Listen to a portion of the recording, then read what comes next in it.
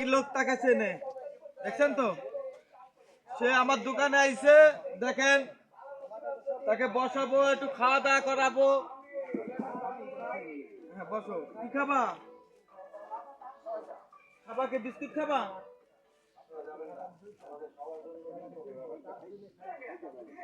Biscuit cake খাবা? Cake নরম নরম, এটা নরম নরম, হ্যাঁ নরম। খাবা কেক? কেক খাবা না কি খাবা? চা দিলে হবে? সে চা খাবে, কেক খাবে না।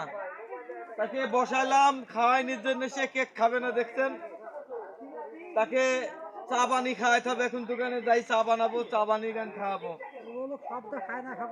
না সবগুলি মানে খুব ভালো লোক, অনেক লোক চেনে তাকে।